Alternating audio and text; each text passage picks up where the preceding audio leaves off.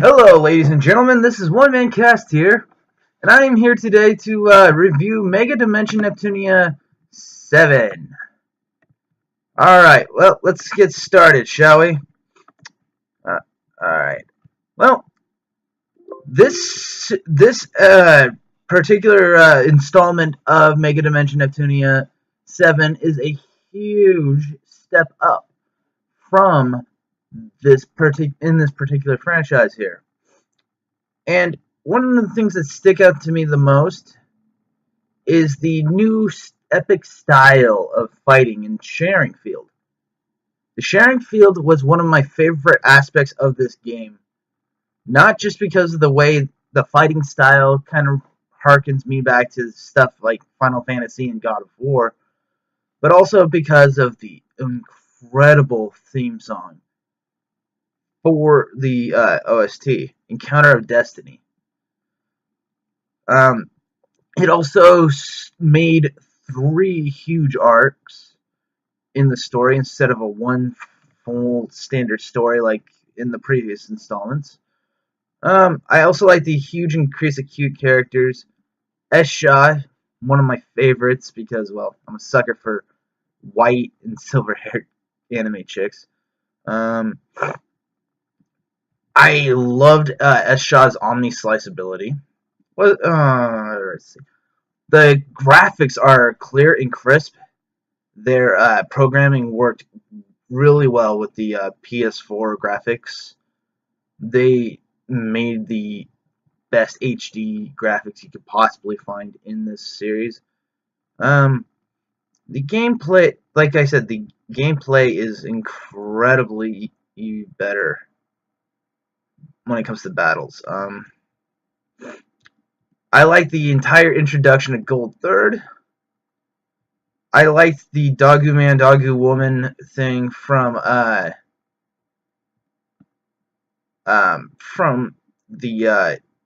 starting from the Esha Vert arc in the second bit for Gold Third arc, well, sub arc, whatever you want to call it. I want to personally thank Idea Factory for giving us the greatest anime mascot of all time. One that even overtakes Baldy Ball the First, aka Anka from Gochiosa. Umio fucking trounces Sir Baldy Ball the First. I love that the final boss is a weird twist off of the main, like the new main female character here. Kuromi Ankakuboshi. She is a fascinating twist because I predicted from the start, once I saw those weird little logs in the beginning of the first Zero Dimension arc, I saw these weird, like,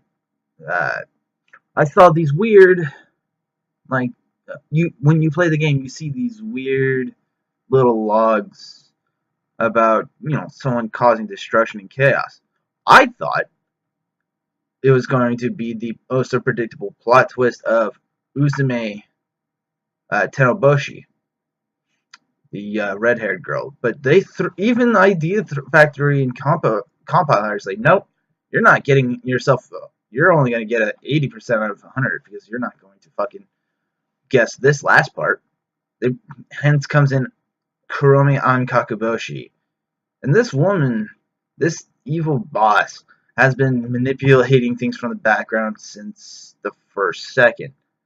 Whether it's unleashing the dark CPUs upon Zero Dimension, or whether it's each and every specific manipulation of each member of the Gold Third, or their influence when it comes to Afuma X, which is one of my new favorite organizations now. It almost overtakes the Seven Sages, but I kind of like the Seven Sages because of their weird little grindy theme music. I kind of have a weird thing for grindy music. They brought back Krar, which made me fucking happy as hell. The introduction of Super Nep, what I call Super Nep, but is actually called Adult Nep, was a welcome addition. Thank you for that. She's the one so fucking cute and smexy. I like the next gen CPU upgrades except for Verts, but I don't give two shits about Vert anyway, so that flaw doesn't really affect me much.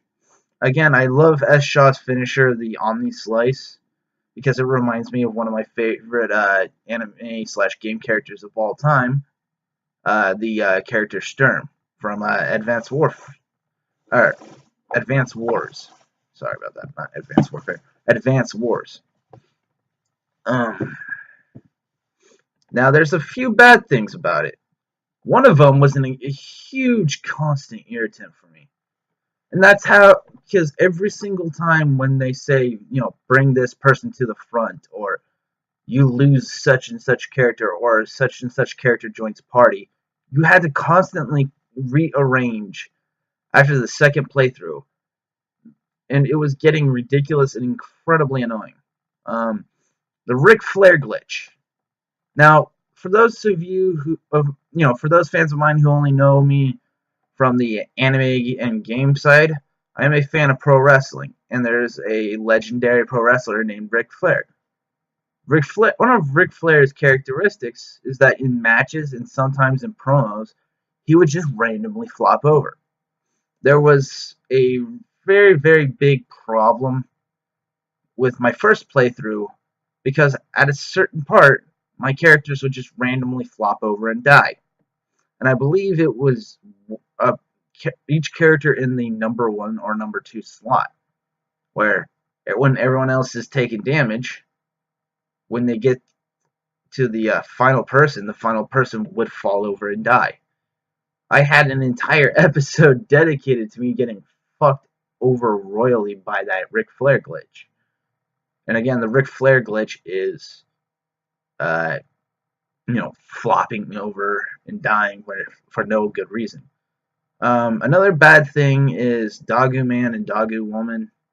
I like them because it's so fucking weird and funny. And I have a screenshot clip of the Dagu Man making his reference to his pecs, and and I'm planning on creating a hashtag meme called Fear the Pecs. And if everyone who subscribes to me makes that a Twitter thing, thank you very much. I did not like the means to get to the revival ending because at first the ending looked exactly like the Ascension ending. So I was panicking because I'm like, wait, did I do this right? Did I do this right? Did I do this right? And thankfully, I didn't have to do a third playthrough, because if I had to do a third playthrough to try and figure out what I did wrong to get the Ascension or not the Ascension, but the revival ending, I would be so pissed. I liked the way the revival ending added a huge clip to it, though. How past the Ascension ending and past the, before the divergence in the path of the story, it's almost the exact same as the Ascension ending. But I found out online that there's an indication of when you're going to get the revival ending. And thankfully, I found the indication. I'm like, wait a minute. Do I actually get the revival ending? I don't remember this scene. And thankfully, I did. And it was a little rush at the end, in my opinion. Not much can be said or done about that. While I like the soundtrack, there are three songs that I didn't like. Planet's Odyssey, the music Sailing of a Dream, which is the waiting load screen, the blah blah blah blah blah blah. Yeah. I didn't like Transformational Neon because it sounded very sloppy as a weird piano note. Another one I didn't really like is the uninspired dungeon layouts.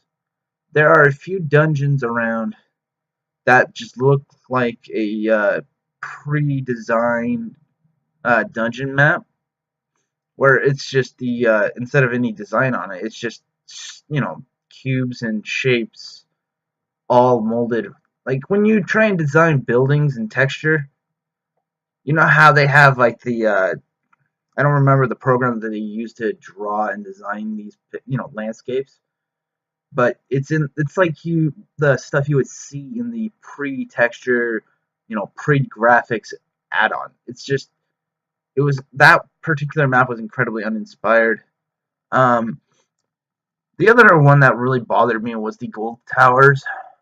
Um, not and it's not extremely uninspired, because while the dungeon layouts are incredibly confusing and the colors are varied, one of the things that they severely forget to mention is the zero point 0.5 gravity. In other words, they decreased the gravity and cut it in half, um, to where you only have 50% gravity. It's not entirely zero gravity, but you can jump so much higher in the gold towers than you could, um, anywhere else. One of the things that bothered me though is that how does a gold tower have a dungeon like that inside of it? I don't understand how the mechanics of that work. I was expecting like gilded, inside gilded rooms. Uh, if you've ever played El Shaddai and you're facing that one part, or you're facing the guy who gets swallowed up by that gigantic evil, whatever you call those things. Hold on, give me a second. I have to go look up El Shaddai real quick so I can give you the example.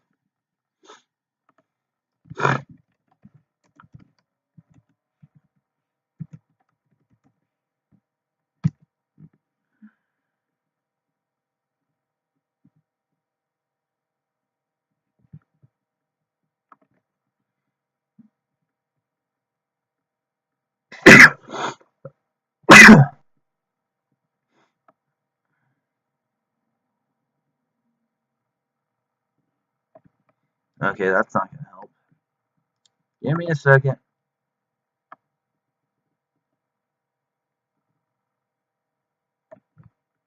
Okay, give me a second. Wiki. El Shaddai wiki.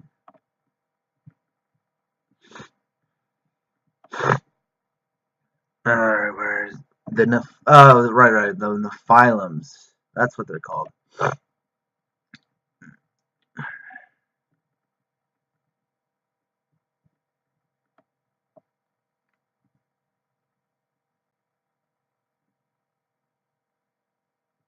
Fire Nephilims. There is a. Oh wait, no. I could actually. Hold on. I might actually be able to find the area of which I could compare to. Which one was it? Ishtar? Storyline. Let's see if they have the storyline here.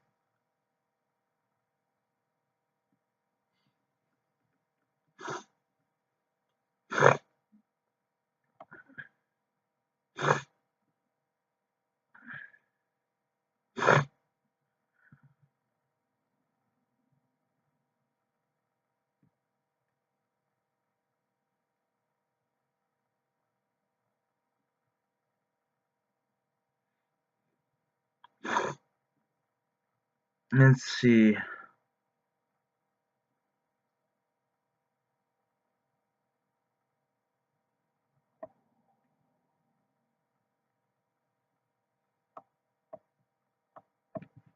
Okay, that's not gonna work.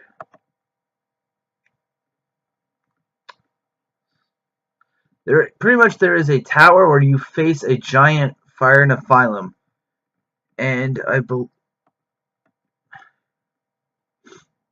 All right, who is it? Who is it? I believe it's Azazel who gets swallowed up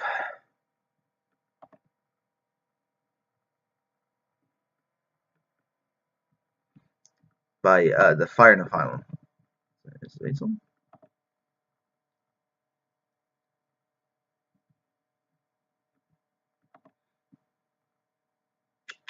Give me a second here. I'm trying to figure out.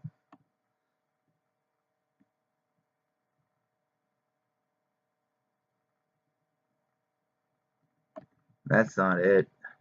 Fuck.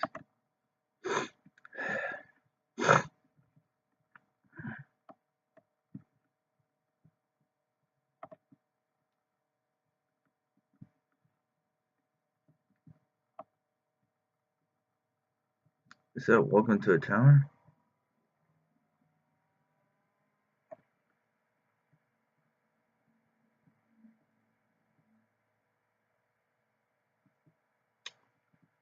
I believe it's chapter 5. I'm not entirely sure.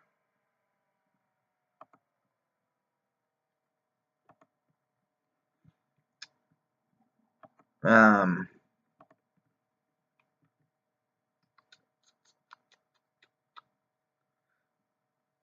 so, point being is that there's the dungeon layouts are uninspired. What was I comparing?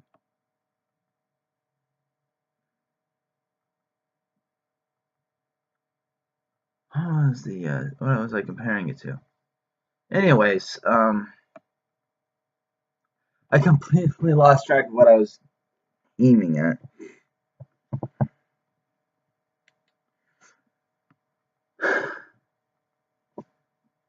So there were some problems with the dungeon layouts and with the Fire and the Farms. But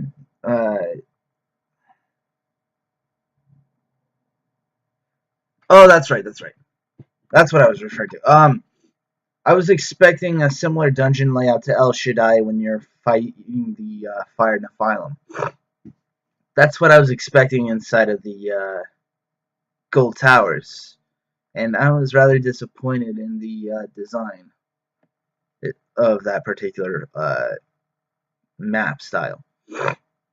I liked the idea of having less gravity, but they didn't really put too much effort into that.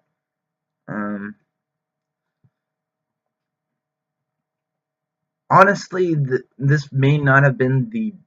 Well, maybe this is the best written. I probably didn't mention the songs that I liked from the OST especially. I liked the song Catharsis, which was absolutely fucking cute. I liked Illuminati, because I saw what you did there, Neptunia. Funny. Because I already love Affamax. It's such a fucking cool group. I loved Encounter Destiny because it just set Megadimension Neptunia VII to a whole new level. I liked Paradise and I liked Will Be Venus. Um, I found oh, that's what else I liked. I liked the CPU chips in the game industry chocolate. I liked the fact that they tried using those to to try and get away with references to different game series. I kind of like the way they did that. And honestly, I am a sucker for those kind of consumable collectibles in a game, especially in a game like that because I am a bit of a sucker for that sort of stuff. The I like the diversity. I didn't like K-Shaw, except at first. I mean, K-Shaw is the scary ass yandere that no one wants. I like how she, at the end of the revival ending, though, was encouraging the idea that people think that Noir's into women. Like, come on, Noir. You totally are a lesbian. You love Neps. You love the Neps. Idea Factory. Can you at least make us a Yuri spinoff where all the different fucking characters have a Yuri pairing? Like, I would almost be down with a fucking Block X Vert pairing. Because I could imagine the sexy, adorable contrasts between Vert and Blanc, respectively. And honestly, I was thrilled with this game. I was originally going to because of certain aspects such as the few songs on the soundtrack that I didn't like, and the Ric Flair glitch and the party switching and everything else, I was going to give it a 7.5. But now that I look at the good things compared to the bad things, I'm going to up that rating an entire 1.5 points out of 10. I'm going to give this game series a 9 out of 10. I was trying to decide whether I wanted it to do 8.5 or 9.0, but I got two really good, really solid playthroughs. I got to see all these special EXE attacks. I got to see swimsuits. I got to see pajamas. I got to see a hell of a time. They kept stuff that I wanted them to keep, like the Where Are You Looking / Charlie Horse. They kept everything that I wanted. They even kept, thankfully, one of the things I was worried about when playing with Nepgear / Sean Conagear was Panzerblade, because that's her ultimate non-EXE finish move. That's her ultimate attack, and that's what else I liked about the next gen, is that they added extra fucking finish attacks. Honestly, yeah, I really enjoyed it. I got two really solid gameplays out of it. I really enjoyed this game series, or this game in particular, out of the series. I'm still a fan of the Rebirth series a little bit more because it's got all the extra characters and an alternate storyline to the originals. But I heavily enjoyed this with the addition, with the different groups that were being manipulated by Kurome on Kokoboshi. There was one CG I missed that I can't find. So if you were looking for that one specific CG, I'm sorry. But I couldn't find it. But maybe one of these days I'll go find it and give a tiny little video clip of it. Who knows? With this review, um, I enjoyed. I hate sounding like a broken record and being repetitive, but I solidly enjoyed this series. They stepped it up. They stepped up the gameplay. They stepped up the storyline. They stepped up the combat. They stepped up everything, and I heavily enjoyed it. My official verdict is 9 out of 10. With that said, I will see you guys next time, because you will be seeing my next streams be the Assassin's Creed Syndicate. I don't know exactly when that will start. I don't know if my bro and I plan on doing the finishing our viewing of Log Horizon of both seasons first, or if I'm going to immediately start my Assassin's Creed Syndicate gameplay. I enjoy this story. I'm a sucker for anime video games. This has been OneManCast, pro entertainer and sage amongst human beings, and I can't wait to level up again with you next time.